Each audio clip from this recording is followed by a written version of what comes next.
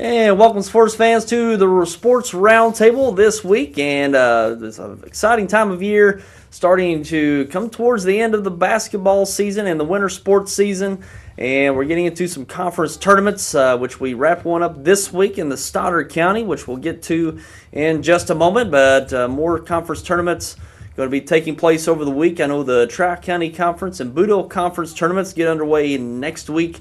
So it is that time of year right around here, the last of January, February, conference tournaments taking place to wrap up conference play. So a very exciting exciting time of the year with these conference tournaments as we're heading into district time here in just a few weeks. So certainly the most exciting time of the year if you're a basketball fan here in southeast Missouri. So we'll be getting into some of those matchups in a moment. Also, we're going to touch on some state rankings for boys and girls basketball today. And we're going to be joined by David Jenkins of the Standard Democrat to talk about what's been happening over the last month and talk about the sports scene here in southeast Missouri. So we've got a lot to touch on for today, and we'll get into it from here in the past week, the sports happenings from this past week. And before we get to the games from last night, we got some replays for you that you can catch right here on Channel 21 here in the next few days. We had the Stoddard County Activities Association Finals last night, Dexter and Bernie. You can catch that replay today at noon and 6:30. The Stoddard County Varsity Finals last night that we aired right here on Channel 21 and SeamoreSportsZone.com.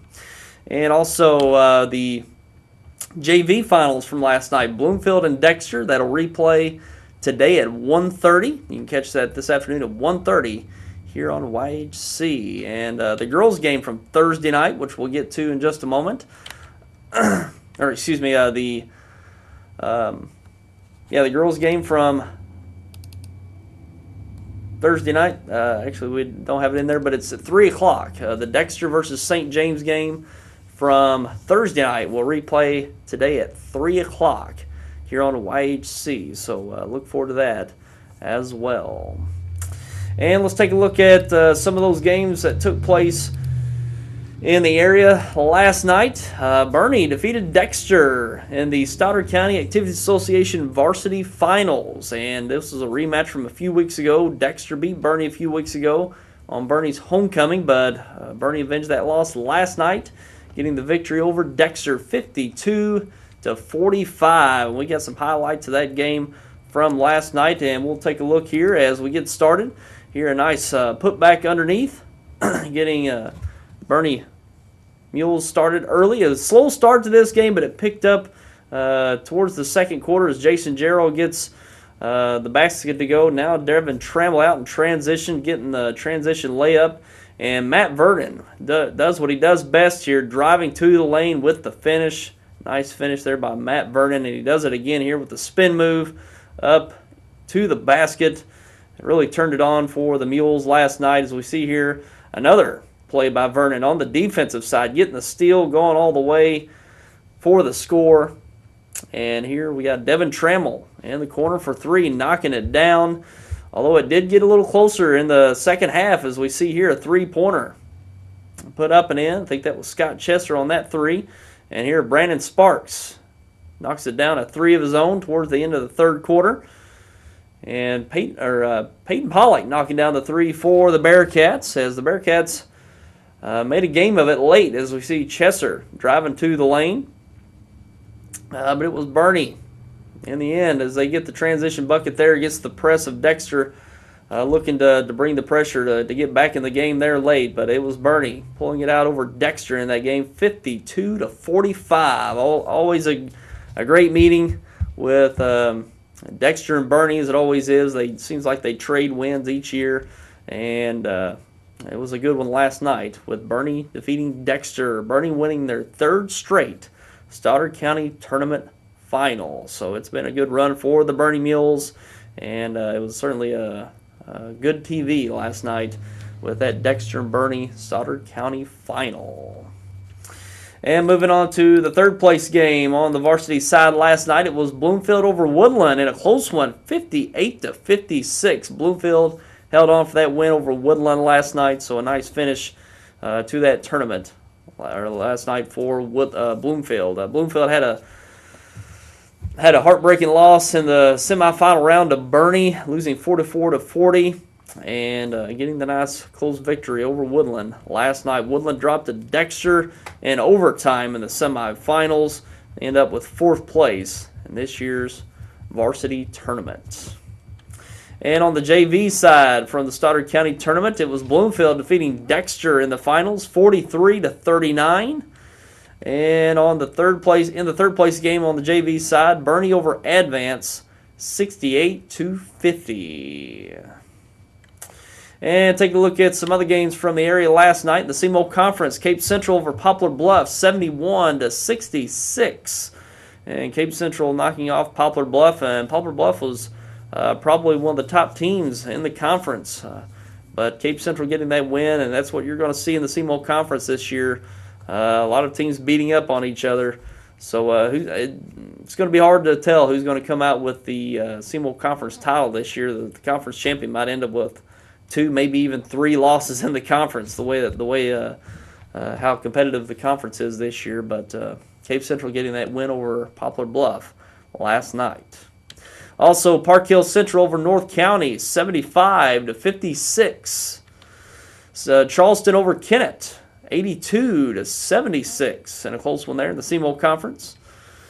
Clearwater over Greenville, 65-61.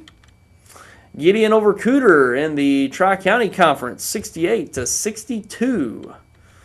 Jackson over Notre Dame in the CMO Conference, 68-48. Notre Dame was looking really good early on in the conference, and they've taken 2 big losses to Sykeston and now Jackson. So, Jackson's been there pretty much the whole year. When it comes to that CMO Conference, they were probably, they were expected to be the top team. They had the number 1 seed in the CMO Conference tournament coming into this year, but they're going to be there in the end when it comes to that CMO Conference regular season play by the end of the season.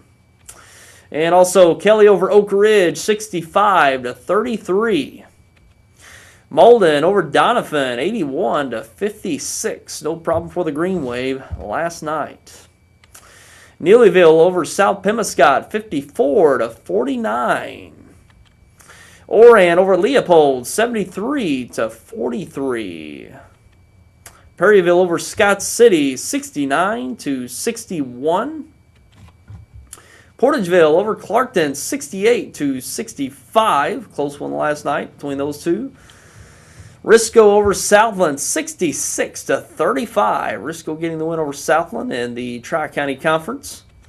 Scott County Central over Chaffee, 92-20.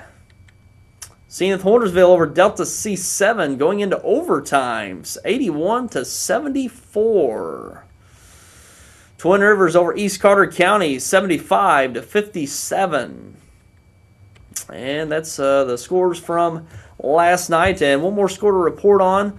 The Dexter Lady Bearcats Thursday night defeated St. James, the number 1 ranked team in Class 3 in the state of Missouri, and won that game 74-63. An impressive victory for the Lady Bearcats Thursday night. We got a highlight of that game from Thursday night from the Bearcat Event Center. And taking a look at this game, early on, Dexter got out with a hot hand. Hannah Thurman, the freshman for the Lady Bearcats, knocking down the 3 early on. Now Dakota Reynolds knocking down the 3 as the Lady Bearcats shot very well from three-point land last night as Melly McEwen knocks a 3 down on the left side, and St. James battled their way back through this game. As you see there, a drive and a finish, but Melly McEwen even hitting one off the glass. That's what kind of night it was for the Lady Bearcats. And in the corner, Kristen Garrison, freshman for the Lady Bearcats, knocking it down. And here's Garrison again, taking it all the way to the basket in the second half. And it was the Lady Bearcats pulling away from the St. James Lady Tigers for that 11-point victory Thursday night. So Lady Bearcats getting a very impressive victory Thursday night over St. James, the number 1 ranked team in Class 3, coming into the game 18-0. They fall to 18-1 after the game with the Dexter Lady Bearcats Thursday night. And Dexter's got a tough week coming up. They've got a game with Charleston today on the road over in Charleston. But next Tuesday night, They've got a game with Saxony Lutheran, the team that's probably going to be the number 1 ranked team in Class 3 coming into this next week, as they're number 2 in the state in Class 3, which we'll get to those state rankings a little later. Saxony Lutheran at number 2, likely to move up to number 1. They're undefeated as well, Saxony Lutheran. So Dexter will have a rematch with them, as they played earlier in the year and lost to them in the Farmington Invitational Tournament earlier on in the year. Pretty much the opening games for the Lady Bearcats this year. So it's very, very rare you're going to play number 1 ranked team in consecutive weeks, whether it's girls or boys basketball. So it's been a tough week. Going to be a tough week for the Lady Bearcats, but certainly a very impressive victory Thursday night over St. James. And we're going to take a quick break, and we're going to be along with David Jenkins of the Standard Democrat. He's going to be along with us to talk the sports scene here in southeast Missouri. So we'll take a break and be right back. Deposit your check here or here or even there. Deposit your check wherever you are with First Midwest Bank's new mobile deposit. Just tap, snap, deposit. It's that simple. New mobile deposit from First Midwest Bank, serving the communities we call home. Always on the go?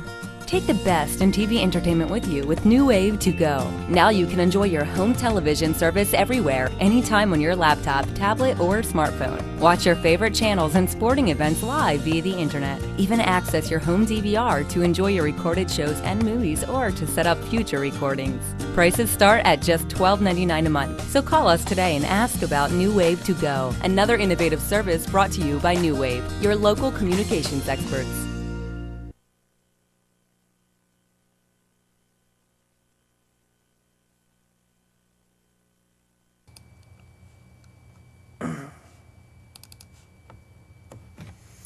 And now along with David Jenkins of the Standard Democrat. And David's been on the sports scene for quite a few years with the Standard Democrat. And you were there at Bloomfield last night for the Stoddard County Finals. And very impressive Stoddard County Conference this year. I've been impressed with the depth of talent in the conference. Yeah, it's as deep as any Stoddard County tournament I can remember. You know, you've always had 1 or 2 good teams, but as far as the number of good teams and how balanced it was this year, it's more balanced than I can ever remember it. Yeah, I knew last year coming into this year how Woodland finished last year in the Stoddard County tournament. They played in the title game against Bernie.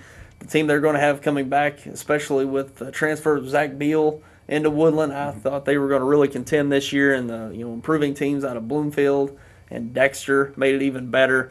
And I thought Woodland would be the favorite to win the conference this year with the roster they were going to have. And they were more than capable of winning the tournament this year. Just an overtime loss to Dexter and a 2-point loss in the third-place game last night to Bloomfield.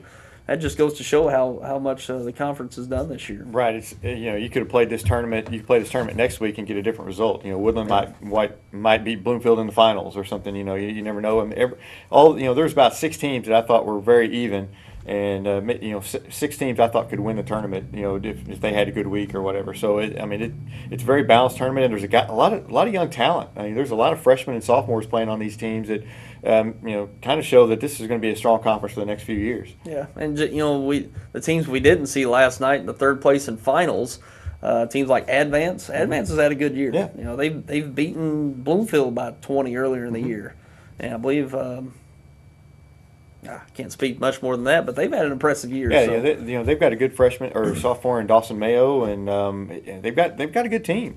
And they just kind of ran up against Bloomfield and lost on a 3-point shot to Bloomfield that was hit by a freshman for Bloomfield. A lot of young talent, a lot of good teams. Bell City, they were the 7 seed, and they they gave Woodland all they wanted in the first round. They're a good team, and Puxico, they play some freshmen, and Dexter kind of handled them pretty good in the first round. But a week before that, they went to the wire with Dexter. So you just never know. It's just who was going to be playing the best, and Coach Botch always seems to get the best out of his team at Stoddard County tournament time. Yeah, that's probably been the most impressive team coming into this year. Bernie, what can you say?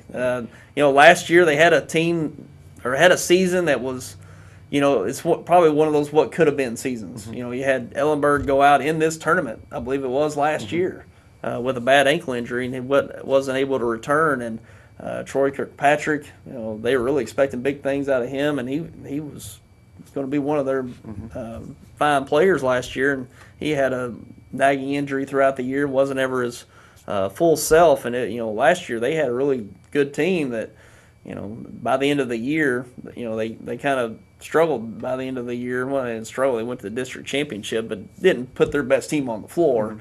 And, looking back, you kind of thought, well, what could have been with that team? And then coming into this year, losing those players, not Ellenberg, but Kirkpatrick among some others, it's like, they're going to be a little down, but heck, they only got 2 losses on the year, and they've got 3 tournament championships: Holcomb Tournament, Bloomfield Tournament, Stoddard County Tournament.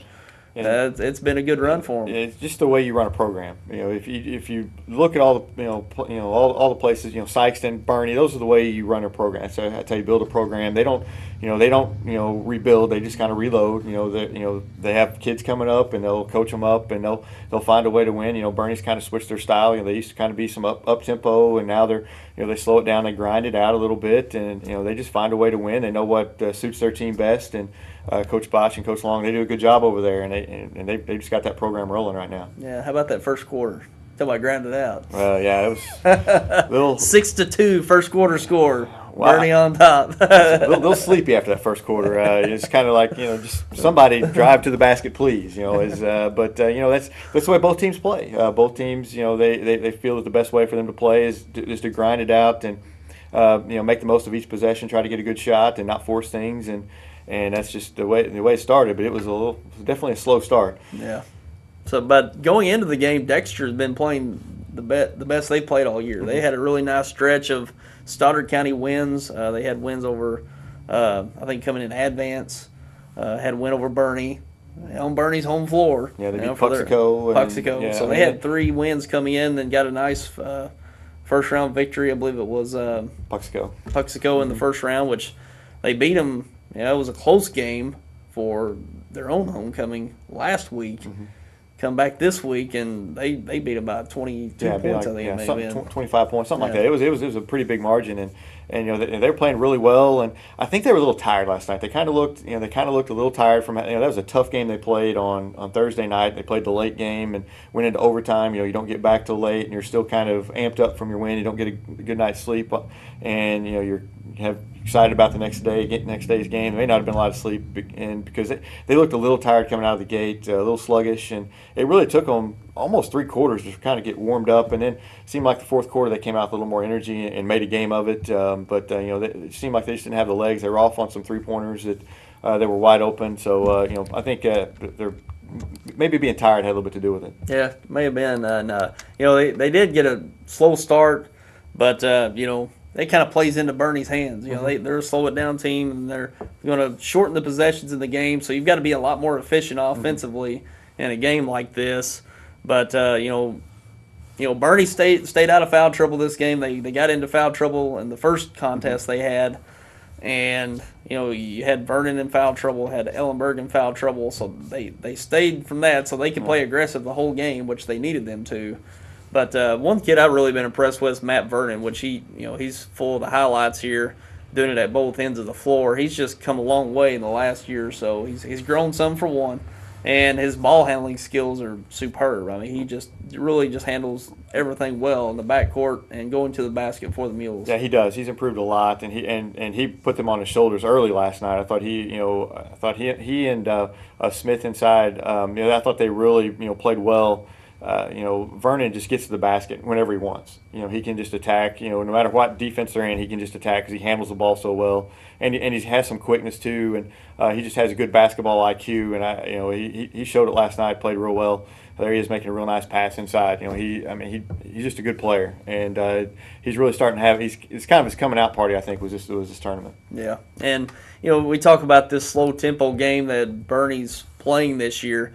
It's all possible because of him and the other guards that they've got. They're able to slow it down, and then when teams bring that pressure, like we saw in that Bloomfield Christmas tournament, Kennett tried to force the pressure onto them, force those turnovers, get them to play a faster tempo, and they just couldn't force them to do that. And Right. when they did, they were able to take advantage of that aggressiveness and score And against easy their layups. aggressiveness that way. So, Matt Vernon's a big part of how they can play their offense. Right. It's just a well coached team. They know when to attack and when to not attack, and when to kind of work the ball, work the possession. Vernon does a great job running that offense, and he's been well coached, and you can just see it on the floor. He's the floor general, and the game kind of goes through him. Yeah, and we're talking about, say we're going from here. We're going to be into districts probably in the next few weeks.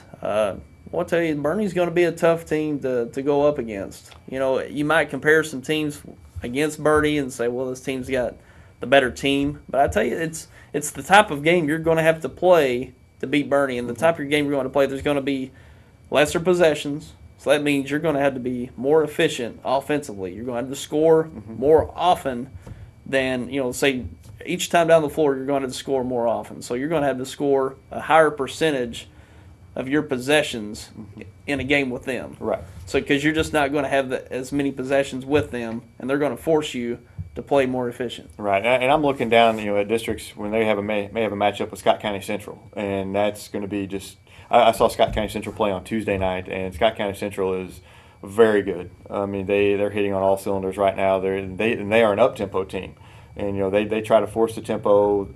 They really don't even press. Like the old Scott Central teams of old. But they're so athletic. They play a lot of man, which you don't see. You haven't seen many Scott Central teams play in the past. But they're so aggressive in their defense. They get a lot of steals, a lot of easy layups. And Bernie's going to have their work cut out for them. Bernie's going to have a big challenge, handling the ball against their quickness. And I would love to see that game. That's going to be a two different styles. That's going to be fun to watch.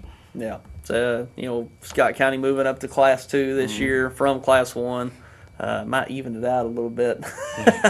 So as much as they've run over that Class 1, but that would be a big matchup. And we're used to hearing Bernie versus Portageville, Bernie versus Hayti, but Bernie Scott County Central, that just doesn't come off the tongue well. It doesn't, but I can't wait to see it. Scott Central handed Hayti a 30-something point loss the other night. I mean, they just dominated them, and it's a. And Hayti came in as the top seed of the Bloomfield Christmas tournament, and Scott Central made them look bad. So I'm very interested to see how Bernie would stack up. I mean, I think Bernie can play with them, but I think it's going to be a tough challenge for Bernie. Yeah, well, I think Bernie, from a matchup standpoint, I don't think it's anything that they wouldn't have seen, because I tell you, Kennett's a very good defensive team. They get after you, and they from inline to inline, they're guarding you hard, and I think they're one of the better defensive teams around, and especially in the Bernie also has Sykes in here in a couple of weeks too, right before districts. That'll help gear them up for that too. So Bernie will be ready. Bernie doesn't shy away from anybody. They play a tough schedule to get them ready for districts, and so does Scott Central. That's why I'm excited to see those two teams play, because they do it the right way. They play tough teams. They're ready when district time comes. They're ready to play, and I just think with the two contrasting styles, I think that would just be an outstanding game. Yeah, sure would. So, impressive performance by Bernie last night. Wrapping up with the Stoddard County. We saw the third place game. Bloomfield beat Dexter, and Bloomfield's got some talent on that varsity. Talk about Noah Vandiver and some of the others, and Bloomfield's got the JV team, presumably the top young team in the conference. So a team like Bloomfield's going to be good going forward. Yeah, they look good. I mean, they're all juniors on their varsity, and then they're like I said, their JV team won their first JV tournament title since '87, and it's they've got a lot of talent there. They have games where they put it together this year. Then they have some games where they kind of have let down. That's what happens with young teams. And then, but next year you look at them, and they're going to be a lot of seniors and some good underclassmen coming up to help play. They're going to be deep. That's going to be a team to watch next year. Yeah, and you talk about the teams that we didn't see last night. The four teams at the varsity level: Advance, Bell City, Richland, and Puxico. I mean, Richland Richland was the 8th seed, but they're not the typical Richland we've seen the past few years. Right, they're competitive. They're getting better. They have some young talent, and they're just getting better and better. And it's just. Sometimes it goes in cycles. You don't have a lot of talent there for a while, but they have some young kids that are starting to get better. And they played Bernie close for a while in the first round, and And then Bell City, they're getting a lot better. They're still young. They're a young team. Coach Hadley does a good job with them, and they're getting a lot better. And then Puxico, they play some freshmen on their varsity team, and they're going to be tough in the future. And Advance, we've already talked about them. They're tough. So 1 to 8, this is the deepest Stoddard County tournament that I can remember. Sure. So impressive week in the Stoddard County this year, and it looks like it's only going to get more competitive as the years go on. But one of the finest Stoddard County tournaments we've seen, and certainly since we've been doing it here at YHC. So it's a great tournament, great effort by all the participants. Worth noting, the Dexter cheerleaders come away with the cheerleading championship, I guess, for the county. Whatever, they got the trophy. Yeah, they were excited. They were very excited. But very impressive performance they put on last night. Very athletic bunch. I think every one of them tumbles. It seems like. Yeah. They do those flips there, usually between one of the quarters or something, or a timeout, just one after another, just tumbling down the floor. So it's a very athletic group. Yeah, very athletic group. So congratulations to the Dexter Bearcats cheerleading team as well.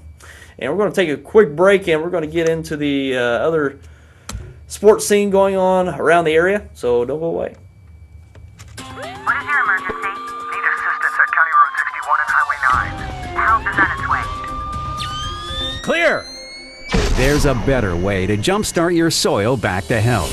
Apply Endzone to protect and increase nitrogen efficiency without killing bacteria. Apply Prevent to increase phosphorus availability and reduce fixation. Better yet, use them both to get more from your fertilizer investment and see higher potential yields. Ag Explorer, your prescription for healthy soil.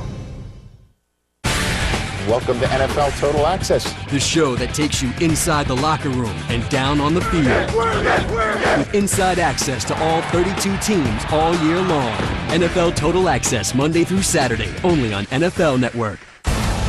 NFL Network, where football season never ends.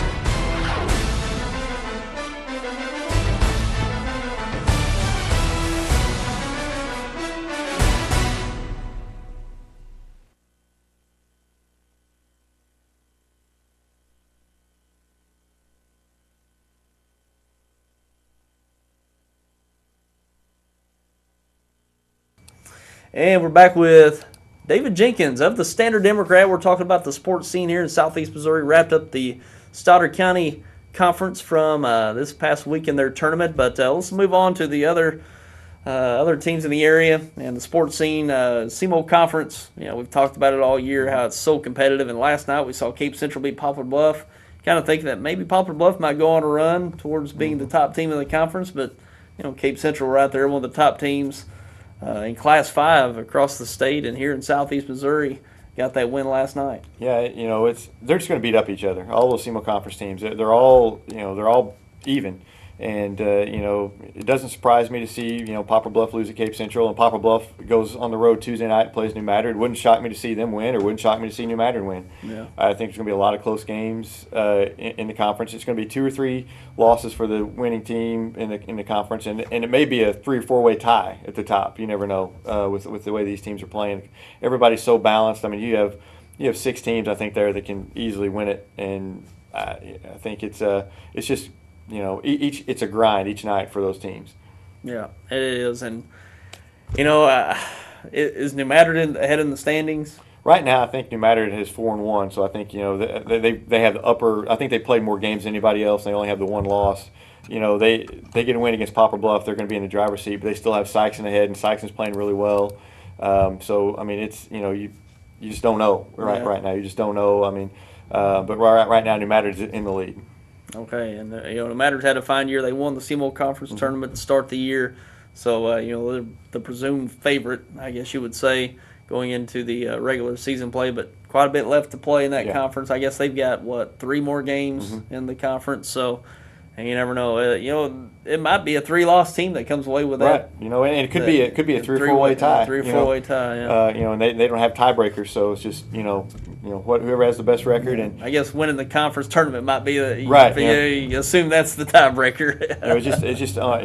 Cape Central's so up and down. They can look really good one night and then really bad the next, but they're starting to turn on and looking good. they won several games in a row. They're starting to look better. And Poplar Bluff, they played well all year since the I think this is their first loss since the the conference tournament. Then you have Notre Dame, who'd won 12 in a row until last night when they lost to Jackson, and so it's just a very deep conference and a lot of talent there. Yeah, Notre Dame, it looked like they were going to put something together when they beat New Madrid, and they've got 2 20-plus point losses to Jackson and Sykeston. They beat New Madrid on a Tuesday night, and you're thinking, well, they're pretty good. And I saw them play the very next Friday or the following Friday against Sykeston, and watched Sykeston beat them by 30. And then they win 12 in a row, and then they get beat 20 or whatever it was last night to Jackson. 20, 68, 48. Yeah. It's you never know. Notre Dame. I think they're kind of one of those teams when they get down a little bit, then things just kind of snowball on them a little bit. So I think the key for them is to get an early lead and get in the game early and make it competitive, and I think they're okay. Yeah, and they're going. They play in the Class 4, and they're in there with Sykeston. So Sykeston, Cape Central, Kennett. That's a tough district. Yeah. I forgot all about Cape Central going down, and that's a tough way to go, and especially with the districts at Sykeston this year. Yeah, and Sykeston's really turned it on. They've won 5 in a row. They were 6 and 7 at one point, and things didn't look good. They lost to Jackson by pretty handily, and Coach Hollifield for Sykeston saw that they weren't playing as hard as he would have liked in the second half, and they had a few come to Jesus practices, you might want to say, and they haven't lost since, and they've really turned it around. They've played their defense is the way you're used to seeing it, with the intense pressure defense. They're getting a lot of turnovers, and they're starting to shoot the ball better, which was one of their problems. I think they lost their confidence there. Some of their better shooters, Dominic Dyes and Corbin Blissett, just weren't shooting the ball real well, and now they've kind of found their shot. And they won a really tough Fort Zumwalt North tournament last night, and they're hitting on all cylinders right now, and they're starting to peak at the right time of the year. Yeah, Hollifield and Sykeston's equivalent of Botch and Bernie. Yeah, it's like, well, they're not playing well. They're, don't expect much from them. Here they are. Yeah, Botch, he got his 200th win the other night at Bernie, and Coach Hollifield, I think the same night, picked up his 300th win at Sykeston. He's the all-time winningest coach at Sykeston by 150 games or something. He just completely lapped the field in that. It's a way to run a program. Both Sykeston and Bernie. That's you look at those programs and they just rebuild or they reload. They don't rebuild. They just they have no matter what you may look at them and say they're not going to be as good this year, but they always are. They're always a good teams because they're well coached and they have their program rolling the way they want it. Yeah. And the player, that's you give the coach the credit, but you also got to give a lot of credit to the kids because they know what they're buying into. Right. And they play to that that system, their scheme that they put together. So right, and in Sykeston, they've had to adjust this year. It's just kind of the way that Bernie's had to adjust it. They Sykeston will play a little bit of man-to-man. They'll switch their defenses a little bit to help their matchups as opposed to playing that just zone defense that they've always played in the past. And they're not afraid to make adjustments, just like Bernie's not afraid that that they're going to make some adjustments too. So that's what good programs do. Yeah, they sure do. And taking a look at some other teams, we talked about Cape Central. They kind of get out of the gate slow. They always do, it seems like. Well, football hurt that too, because a lot of those guys playing a state title game. You miss 3 weeks of practice, and so it took them a little while to get in the flow, and they're really starting to click now. I think they're starting to figure things out. Al Young is great in transition, and I think they finally got him to where he slows it down when it's not transition. I think he was going too fast at times, and now they're slowing him down a little bit, and they're getting in their half-court offense and getting some good shots in their half-court. And Andre Statham is just a beast. He was in foul trouble last night and still finished with, I think, 19 points and 17 rebounds, and missed pretty much most of the third quarter. He's an outstanding player, can play inside and out, and I think he's going to Jacksonville State to play basketball, if I'm not mistaken. Good player. It's like, Dickie, come on. Wrap him up. I don't know. There's a lot of them that seem to go that way. But I tell you, Dickie, he's around. Dickie, he gets the local talent. So I mean, he might have got a better offer. And some kids just have think, hey, I want to get out. I live in Cape. I want to get out of Cape. Yeah, that's true. And that's understandable. And he's going down the street to college, and it's not as big of a thing. Yeah. And, hopefully they're in on Delfinko Bogan from Charleston because he's an outstanding player. I think he could help them right away. I know they have a lot of guards already there, but I think he could help them right away. Yeah, there are a lot of good guards. You talk about Willie Jemerson, Delfinko Bogan. Those two, boy, you put them on the same team. Even at the college level, they'd be tough. Yeah. But speaking of those two teams, New Madrid, they've been pretty consistent this year. They haven't had that valley. Some of these other teams have had the peaks and valleys. They've had maybe a more shallow valley than the other teams. Kind of the only thing you look at that baffles you a little bit is that Notre Dame loss. Mm-hmm. But they've played well throughout the year, pretty consistently. Yeah, they've looked really good. I was at that Notre Dame game, and they just, they were coming off the SEMO conference. It was the game after they came off the SEMO conference win. They just kind of seemed just flat. They were just flat that game. And then, I watched them play over at in the Carbondale tournament, and watched them play the Morgan Park team from Chicago, who was the best team I've seen in a while. And they were loaded. Morgan Park, and New Madrid was with them, every step of the way. And took it down to the wire, and played well against them. So, New Madrid's playing well. They know how to play. They know their style of play. They can run with you. They can defend you. They can whatever. They're very versatile, and I think that they've got some guards can shoot. They got some good players inside. They're going to be a tough team when it comes to district time. Yeah, and we've. Last year we had a pretty competitive district down there with District 1, Class 3 District 1. I believe it was Crothersville and Charleston in the finals. Charleston pulled away. New Madrid lost to Crothersville in the semifinals. It's going to be a little change this year. Charleston not in that Class 3 District 1. They go out to, I think, is it District 2? Out west. Yeah, I think they're actually. I think it's maybe Scott City. I think maybe hosting it, but it's it's more Western. More of teams, a Western teams though. Yeah, it's what I thought was strange that Charleston goes out west.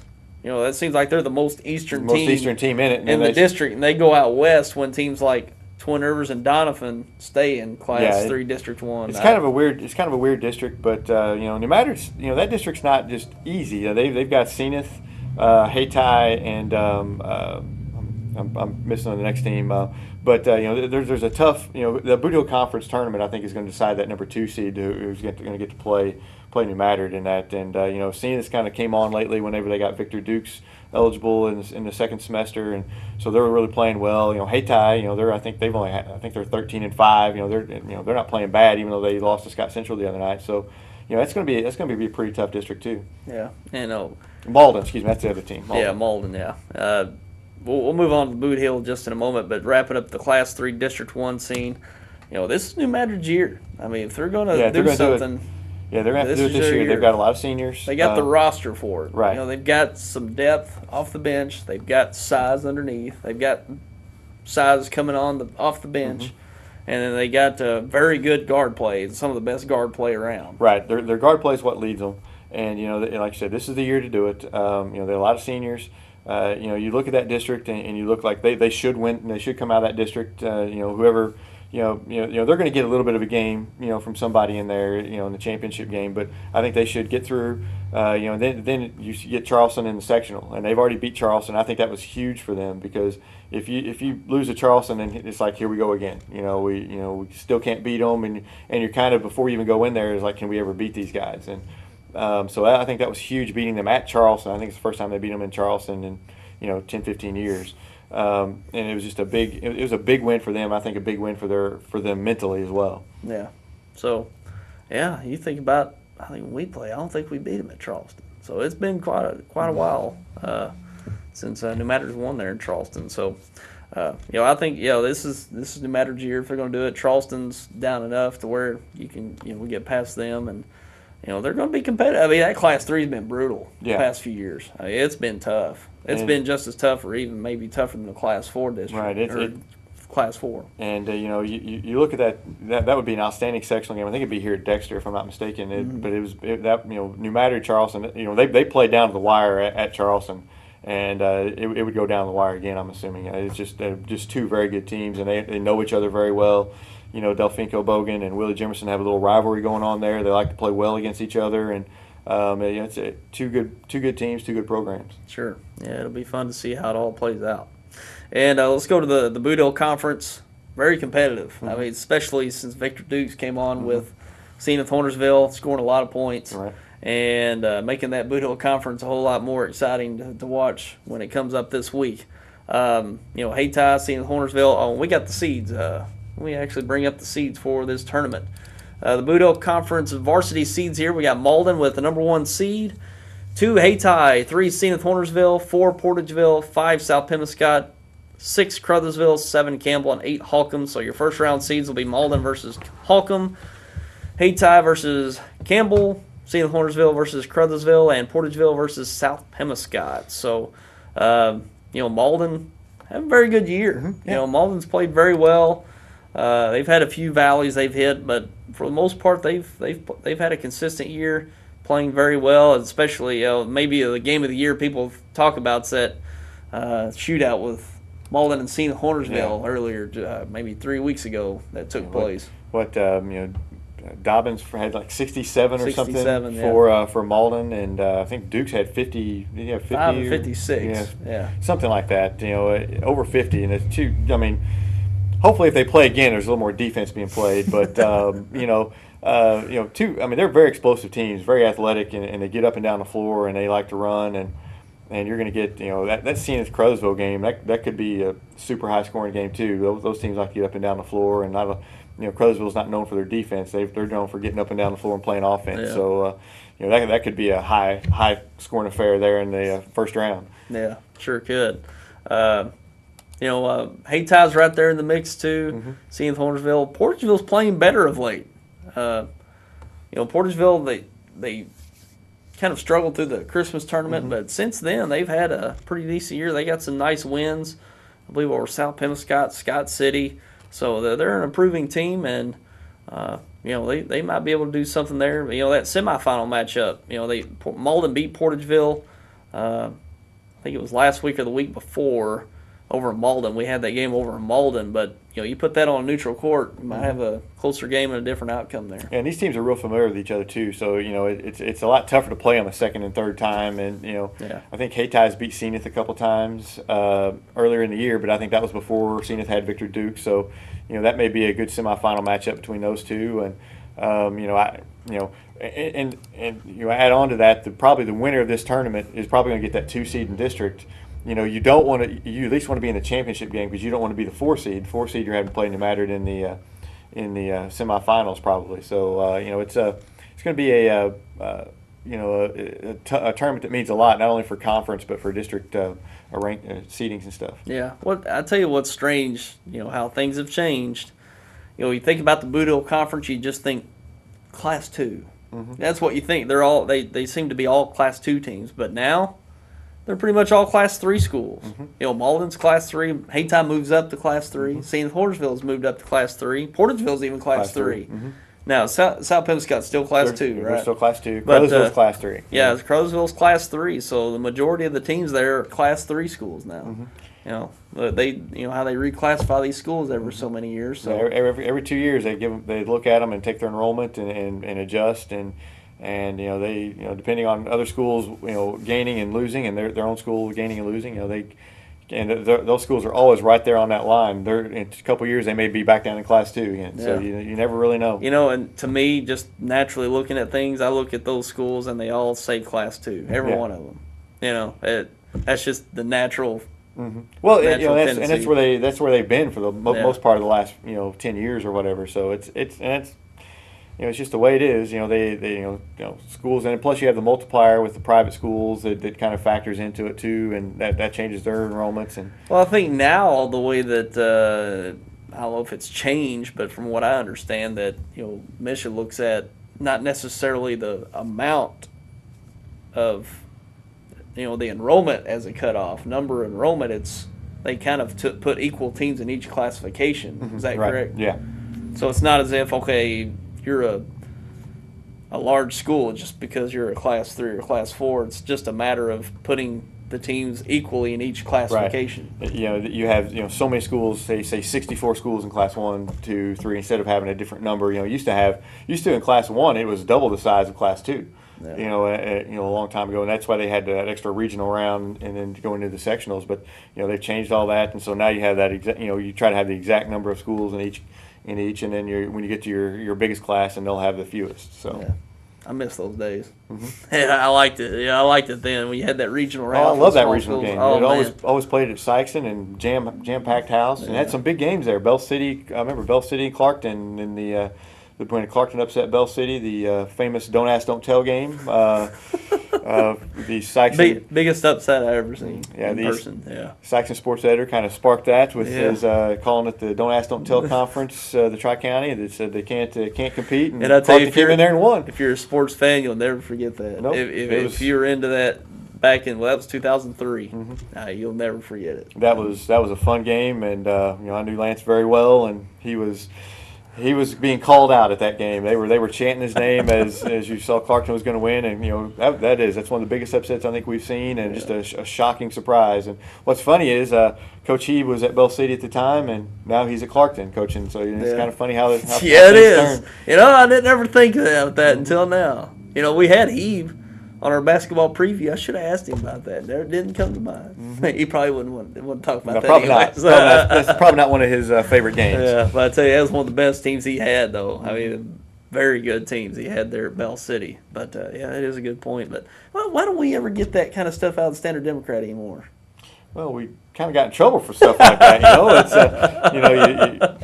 We still have a few things we get in trouble for, but we try to stay out of that. When they're chanting your names at basketball games, you kind of want to stay away from that stuff. That's it sold papers though. It sold papers, but it put us in a little bit of people out looking for him after the game from Clarkton. So it wasn't very pleasant. It's somehow you got to have a local newspaper with a security detail. Yeah, you don't want that, and so you try to tame it down just a little bit. It's the Don't Ask, Don't Tell conference that kind of went away with that game. Yeah. So well, hey, that's a good transition going into the Tri-County Conference. It's very competitive this year. It is. It's a very competitive conference. I tell you, one team that kind of gets overlooked just because they're practically almost in Arkansas is Delta C7. Mm-hmm. They've got a good team. They played Sino Hornersville tough last night. Took them to overtime last night, and they played them earlier in the year, and they played them and jumped out to an 18-0 lead on them, early in the year, and I think Zenith came back and got them. But they're a very competitive team. They're good.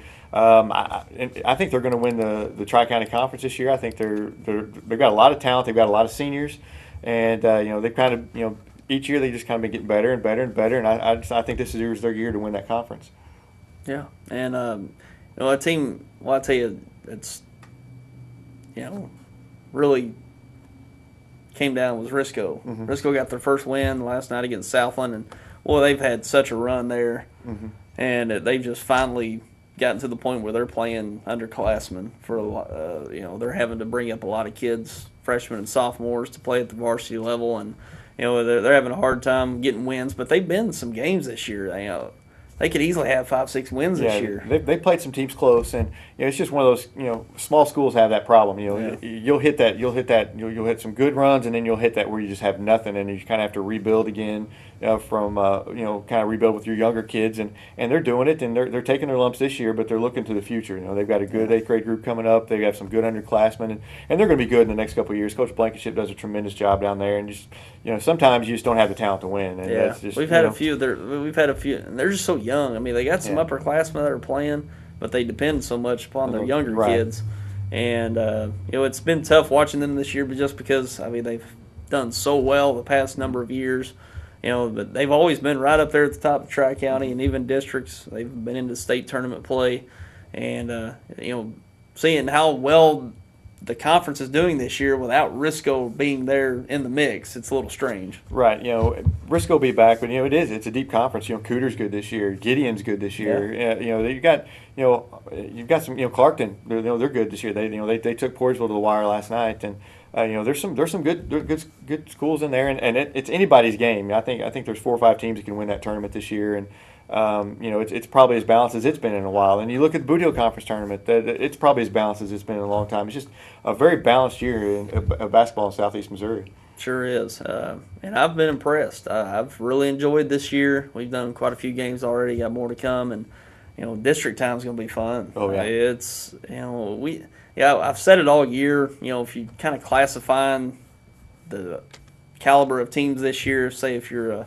you're just outstanding teams or like your 5-star teams. We don't really have any 5-star teams, I don't think, but I think there's a lot of 4-star teams. Right. A lot of those very good teams. There's a lot of very good teams, and that's a great way to put it, because there's just a lot of parity around the whole area this year, and anybody can beat anybody on any given night. The way you just never know, and you get good game after good game. There's been very few blowouts I've seen this year, and it's been a very fun season. Yeah, it sure has. And talking about how teams have done, how comparing to the rest of the state, we'll go ahead and transition to our state rankings here, starting with the boys. Medville at number 1, 2 Leeton, 3 South Iron, 4 Hardin Central, 5 Community, 6 Walnut Grove, 7 Glasgow, 8 Winston, 9 Novinger, and 10 Stanberry. It's just strange not seeing Scott County in that. Yeah. It doesn't seem right, but they're in the next one, though. Class 2. Flip over the next one, they're there. Crane at number 1, 2 Osceola, 3 Salisbury, 4 Gainesville, 5 Hartville, 6 Mid-Buchanan, 7 Scott County Central, 8 Winona, 9 Iberia, and 10 Sacred Heart. And what's funny? We see Scott County Central each year, and some year they'll have 6, 7 losses. Mm-hmm. And other teams will have 1 undefeated, 1, 2 losses, and Scott County Central just wipes them out, And, Scott County's another one of those teams got 4 losses. Probably a couple of those come from the Christmas tournament. Yeah, they lost to Jackson, Cape Central. Then they lost, I think, 1 in the River Bend to a bigger school. And I can't remember who their other losses to, but I think all their losses have been to bigger schools. And, that's just, kind of the way it's going to be. Yeah. But, Scott County moving up to Class 2, probably going to be a little tougher for them. Mm-hmm. But it's going to be fun to see how they do with the transition. I think they're one of the favorites to win it this year. I really do. I think, when they get to the Final Four, they're going to have some struggles. Crane is very good. But I think they can get. I think they have the ability to get to the Final Four. I think they've definitely got the talent. This is their year. They've got some seniors and last year was their year. Well, this is. And the year before that. You say that a lot, but this year's their year. This year, you look at what they have coming up, and I've seen some of their younger kids. They've got some harder times coming, and it's going to be tough. And when they lose this crew this year, it's going to be tough to replace. And so if they're going to do it in Class 2, this is the year they're going to have to do it. But and I think they can. They play that tough schedule, and they're ready. I think they're going to be primed and ready for that district. And like I said, them and Bernie, that's going to be a great matchup. And whoever comes out of that game, I think, has a great chance to advance all the way to Columbia. Yeah, it's going to be fun to watch. 2 total contrasts there. Oh, yeah. So look forward to that one, folks, if that comes to fruition come district time.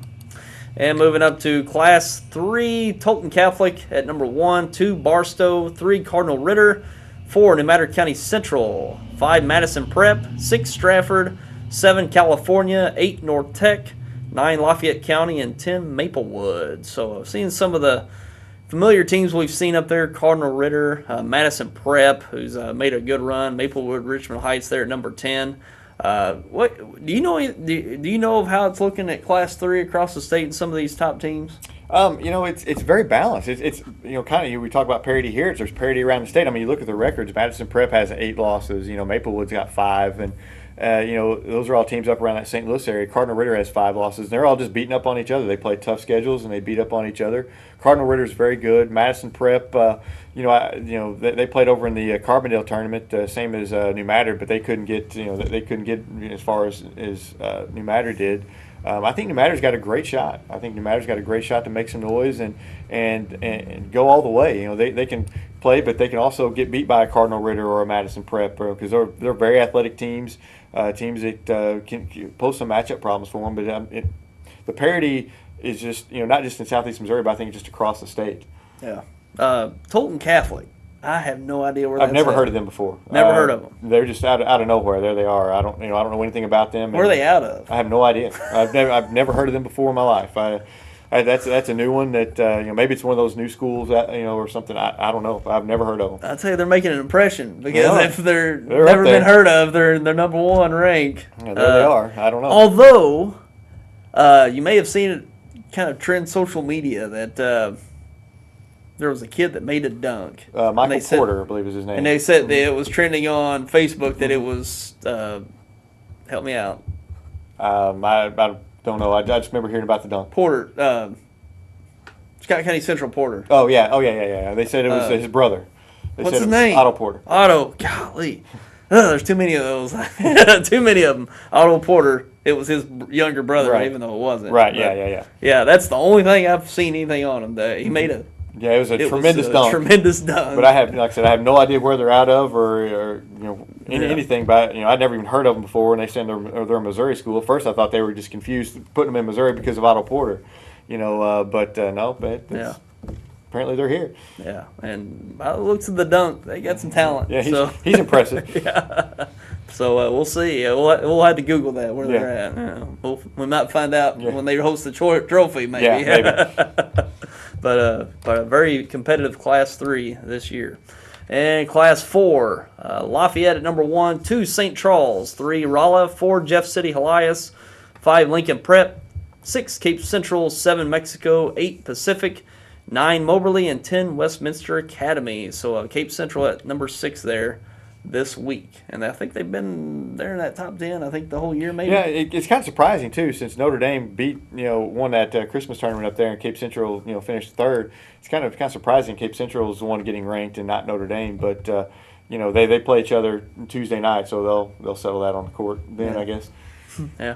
So, Cape Central looking strong. They had a strong year last year, trying to duplicate that or even do better this year. Class 5, Chaminade at number 1, 2 Webster Groves, 3 Blue Springs South, 4 Waynesville, 5 Nixa, 6 Blue Springs, 7 Kickapoo, 8 Fort Zumwalt South, 9 Hazelwood Central, and 10 Christian Brothers College Prep. And one thing about Class 5, I've been kind of surprised that Jackson hadn't cracked that top 10 this year.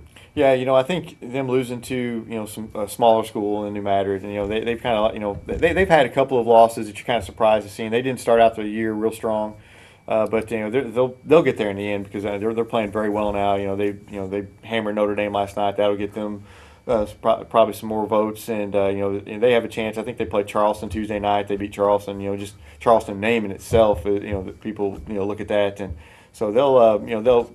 I think they'll be ranked here in the next week or two. Yeah, it's hard in that Class 5 just because so many of those, metro areas dominate, dominate the Class 5. So when a Southeast Missouri team is, don't take it seriously down here, do they? Right. But they were a quarterfinal team last year, so and they have the ability to get back there. I think so. I think that may be where their run stops is the quarterfinals, but they've got the ability to get back there and. They've got a pretty nice team up in Jackson. They handle the ball well. They've got a lot of size, and I think they got some kids that can really shoot the ball. That Blake Reynolds, 6'7" kid out there shooting threes. It's pretty tough. Yeah. So they got a tough team in there in Jackson. We'll see. I'll see if they can crack that top 10 in the weeks to come. And let's go over to the girls' rankings for this weekend. Class 1, Walnut Grove, 2 Drexel, 3 Mercer, 4 Tuscumbia, 5 Jefferson, 6 Norborn, 7 South Holt, 8 Lynn County, 9 North Andrew, and 10 North Harrison. And in Class 2, Skyline at number 1, 2 Crane, 3 North Platte, 4 Tipton, 5 Gainesville, 6 Neelyville, 7 Plato, 8 Scotland County, 9 New Bloomfield, 10 Archie. So Neelyville, and they're in the top 10. They've had a fine year this year. Very good year. They beat Dexter twice, and they're a good team, and they do a good job over there. They've had good teams for the last few years. This kind of looks like this may be their year to kind of make a run at it and maybe get to that Final Four. Yeah, they're looking good so far this year. Moving on to Class 3, St. James at number 1. Dexter knocks them off Thursday night. So their gift is Saxony Lutheran. Yeah, Saxony Lutheran number 2, likely to move up to Class 1, the first ranking for this next coming week. And Dexter's got them Tuesday night. Lady Bearcats against Saxony Lutheran. So tough test next week with Saxony Lutheran. And 3 Boonville, 4 Park Hill Central, 5 Fatima, 6 Chillicothe, 7 Stockton, 8 St. Pius out of Kansas City, 9 Licking, and 10 Buffalo. So Saxon Lutheran presumably going to have that number 1 ranking this next week. They should. I think it'll be the first time in their school's history they've been number 1, and I think they're very excited about that girls team. They've been talking about that girls team for 4 years now. This is the year that they've been looking forward to, and I think that this is a year that they can make a run at it. And they're obviously undefeated. They played some tough competition, and they're playing very well. Yeah. And they've struggled at Columbia the last few years, but maybe this year they go up there and get it done. I think this is kind of the year that this is the year where they thought they could put it all together because they've all been together for a while now. They're all older and they're all upperclassmen now, so I think this is what they've been aiming for. This is their year, and so hopefully hopefully they get up there and make some noise. Yeah, but you talk about Park Hills Central right there. Park Hills also beat Dexter. It's going to be a tough sectional game. I think they would play in sectionals. That'll be a tough game for them. Yeah. Park Hills moves down from Class 4 to 3. Dexter faced off with them last year in the sectionals. Could have faced off with them again this year. Would have been a very good game, but they go down to 3 and potentially play Saxony Lutheran. So, Class 3's gotten a lot tougher this year due to that. Class 3's tough. Yeah, and it hasn't been that case here in the last few years, but certainly competitive this year. Class 4, taking a look. Incarnate Word, surprise, at number 1. 2, Country Day. 3, St. Francis Borgia. 4, West Plains. 5, St. Charles. 6, Benton. 7, Smithville. 8, Bolivar. 9, Hillcrest. And 10, DeSoto. So, Incarnate Word reloads again this year with that talent. And Country Day up there at number 2. So, we haven't seen Dexter in that top 10 poll this year, I think, but I don't know. Maybe they'll get a few votes this week after they might. St. James. They have a few too many losses, I think, to smaller schools right now. You got a lot of 2 and 3 loss teams right there. That they a lot of times those voters will tend to go with the fewer loss teams whenever it comes to that. But Dexter, I think, deserves to be ranked. I think I think they can beat some of those teams that are on that list. But we'll. It doesn't matter where you're ranked now; it just matters where you're ranked at the end of the year. I think so. We'll see how they get once district time gets here. Sports writers have to get on that. I'm not a voter this year, so well, maybe you can lobby then. Yeah, I can. I'll do my best. Yeah. And moving to Class 5, Rockbridge, number 1, 2, Kirkwood, 3, Kickapoo, 4, Hickman, 5, Republic, 6, Washington, 7, William Chrisman, 8, Parkway North, 9, Hazelwood Central, and 10, Francis Howell. And that's your girls' rankings for this week. Not a whole lot of local teams in there, besides Park Hills, Saxon Lutheran, Neelyville, and they're in the mix. I figured Naylor might be in that top 10 of the Class 1. They've had some wins this year. They beat Neelyville. Yeah, they've had some good wins, and it's kind of surprising they're not. But it's I don't know. But they're going to be in the state tournament. Yeah, they're there every year. I started to say, aren't they? I mean, don't they already have a district title? I know. Well, I think, or they have to play somebody this year. I think they're meeting up with like Koshkanon. I think that's been the championship game. I think there's even 3. There might be 3 teams in it now. Maybe like Couch or something like that. I don't know if Couch is. I don't know. Yeah, I don't follow that a lot. But a lot of times they're way out there. Right. A lot of times they just okay, we're the only girls team. Here's your district plaque. You get a district bye. Yeah, I think Delta actually may get a district bye in Class 1 this year. Really? If I'm not mistaken, I don't think there's any other girls team because since Scott Central moved up, I think Delta gets a. Go ahead and hang the banner. Hang the district banner. However you can get it.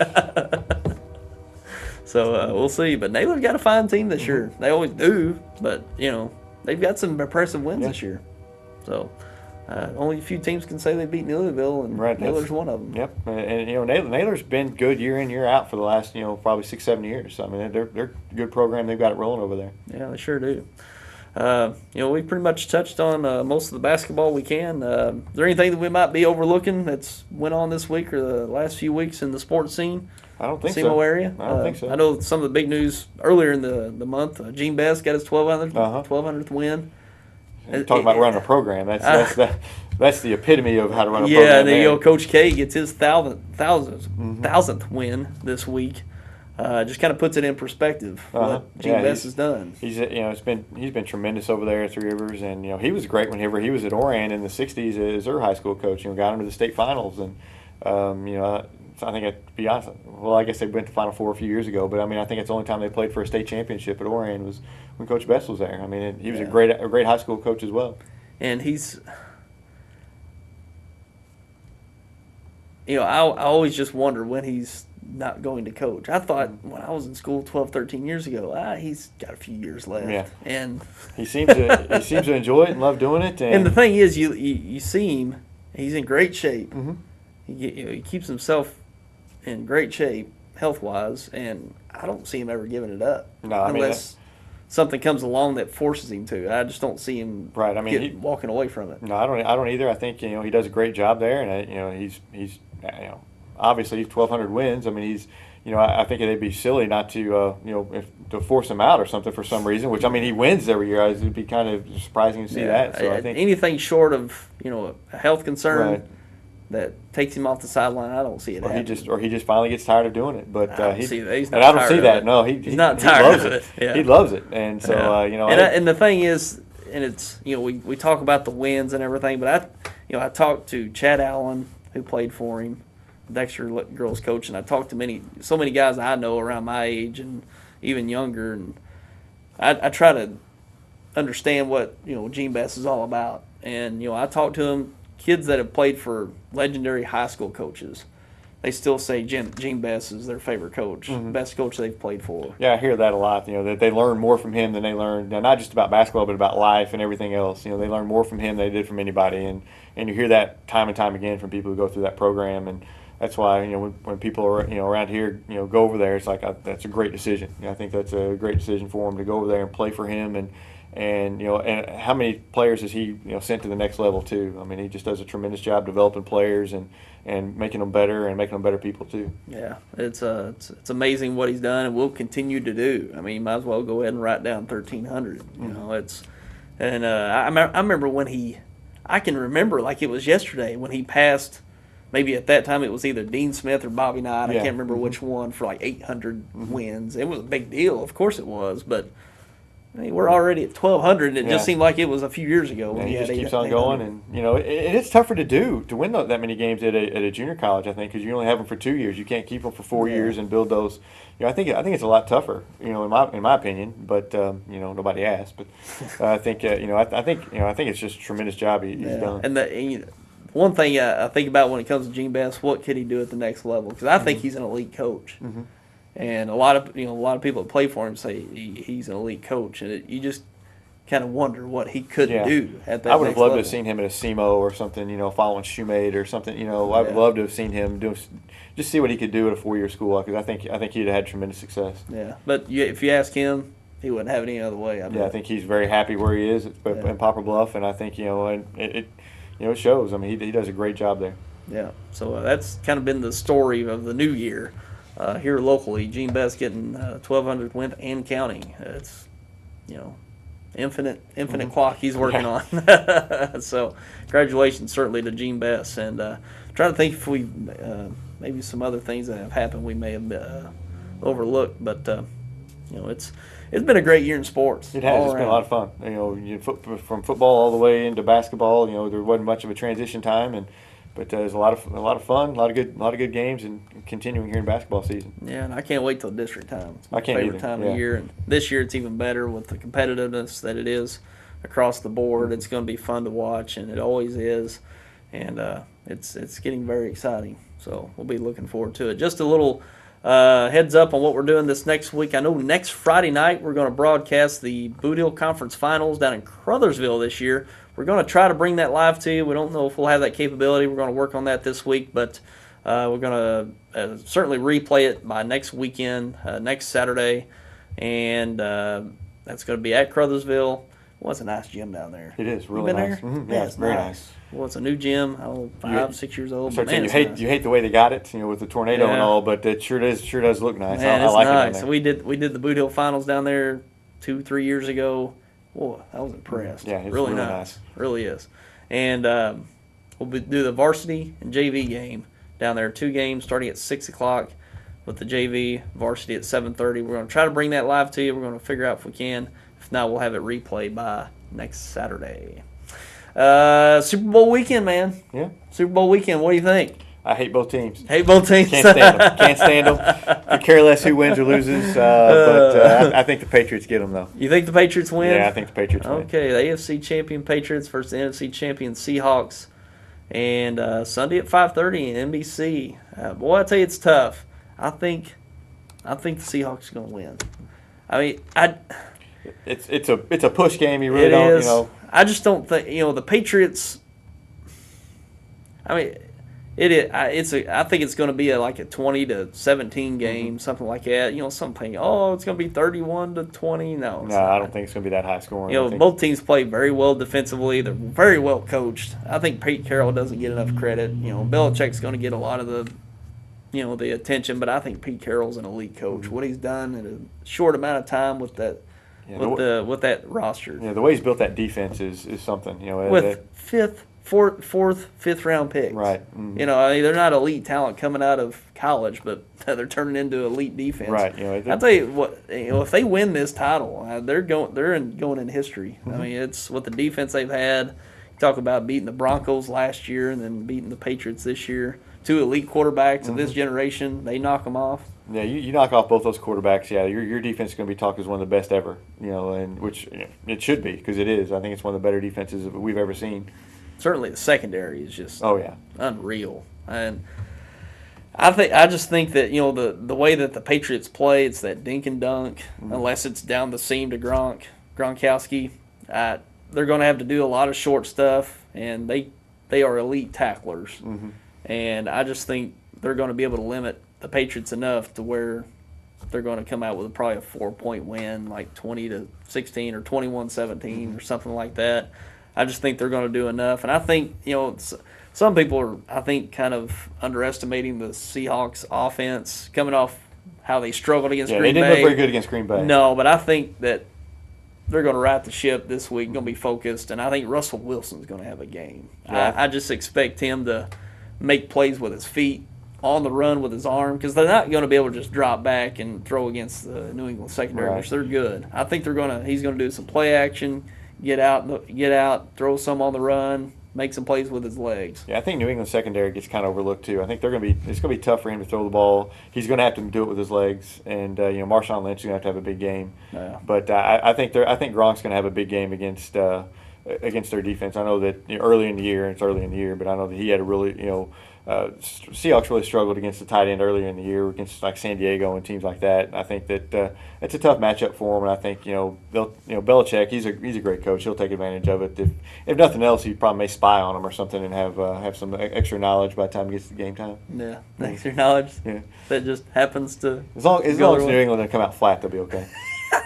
Yeah. You believe that? I mean, that's ridiculous. Deflategate, Yes, we have to talk about something, but whatever. But I don't see why it makes past the Patriots to do something like that. Not at all. But what a storyline this has been going into Super Bowl 49 in Glendale, Arizona. But I think it's going to be a great game. Yeah, I do too. I think it's going to be a low-scoring affair, 21-17, I would say, for the Seahawks. But it's going to be quite a game to see tomorrow. It's going to be a good one, I think. I hope last year's was a dud, so I hope it's a good game this year. Yeah, I just, both teams prepare so well, and I think that was the big thing with the Broncos. They weren't prepared for what they were going up against. They didn't look prepared at all. No, and you're going to get a prepared team on both sides of the ball, both sidelines for this week's Super Bowl. So it should be a good one.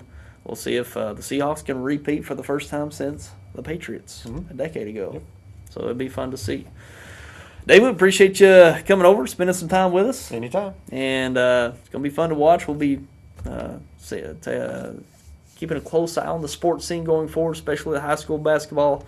Fun time of year as always. And we'll have you back probably around district state tournament time and see how things come to play around that time. Glad to be here. All right. And that'll do it for this week's Roundtable. Glad you joined us as always, and we'll see you next Saturday for another Roundtable. And until then, I'm Tyler Wagner. Have yourself a great Super Bowl week. Actually, this was Super Bowl week, but hey, just don't have the hangover too bad. Yeah. Maybe it'll be a Super Bowl hangover. Yeah. You never know. There you go. We'll see how it plays out this week. So see you next week. Take care, everyone.